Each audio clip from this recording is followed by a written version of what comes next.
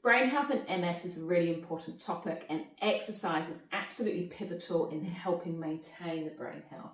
I'm Gilly Davy from MS Get Head Start, and I've got the pleasure of being with Erin today to have a talk with you about MS and brain health, particularly for those people who have been living with MS for a number of years.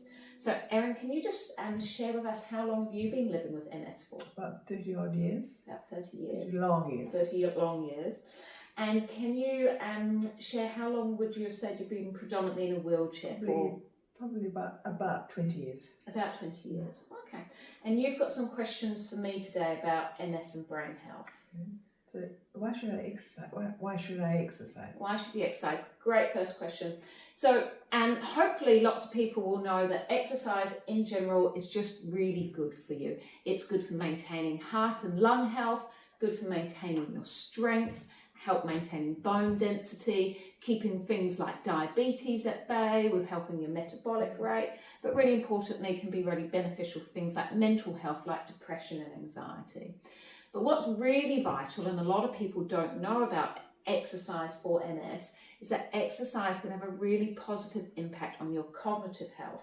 So that's things like reducing things like cognitive changes like memory loss, things like dementia, finding that your processing speed can change. So exercise has been shown to really improve that, which is beneficial, as well as trying to slow that MS progression down, which is really powerful. What are you doing now? That's a really good question. So this can sound quite scary to start with. So the evidence has now shown exactly how much exercise someone should be doing who is predominantly in a wheelchair. Is that you should be doing some breathing exercises every day. So we recommend something like an incentive spirometer. And if you don't have access to one of them, that will be contacting your local neurological physio. But basically working on some deep breathing every day to keep those lungs nice and strong and open. The other really important thing is standing for 30 minutes every day. Now, most people, if you've been in a wheelchair for a while, you'll need some form of standing frame to do that safely. But standing every day is going to help maintain muscle length, bone density. It keeps things like your bladder and bowel health good because we're upright against gravity. It can also help with things like balance, etc. However, it's also important that we're doing some cardiovascular exercise. So once you've been in a wheelchair for a while, you'll probably have different parts of you that can move or not move so well. So depending on what can move and not move will depend on what arm or leg exercises are going to be most beneficial.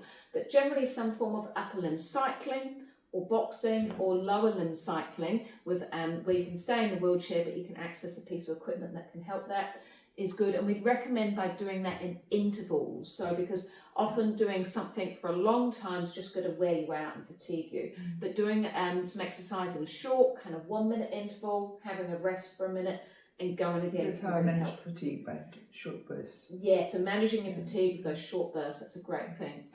We also need to still be doing some strength exercises. And again, this becomes very personalised depending on your presentation. So this is where I would strongly recommend, if you have been in a wheelchair for a number of years with MS, to seek a neurological physio to help set you up with those strengthening exercises for you. And we need to do a bit of posture exercises.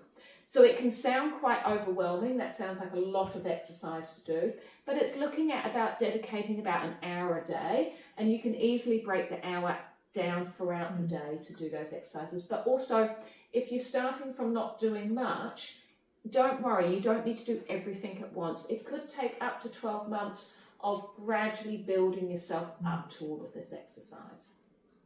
Can I do them by myself?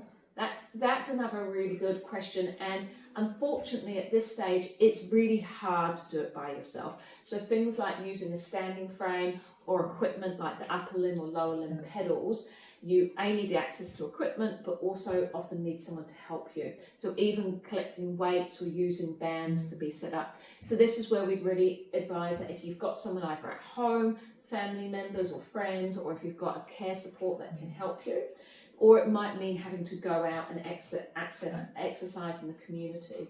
And I know for some of you that's going to be really difficult and you just don't have access to that, but I think it's important that we raise where the evidence says what you should be able to do to help maintain a healthy brain and body, and hopefully by raising these standards there will be more services available as the years go by.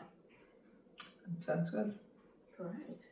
And I think it's also important to know that it doesn't matter where on the trajectory of MS you are, like how long you've been in a wheelchair for or how severe your MS is that you've always got the ability to change. So we've had some really great evidence to show that central nervous system adaptation can still happen even when you've got a really severe type of MS. So we're not saying that we can suddenly get someone up and walking again, or in Erin's goals, get back to running, but what we're saying by getting you stronger and fitter, that could help with your posture, it could help with your hand function, which can keep you some of your independence or your transfers, or even your ability to be able to push your wheelchair around.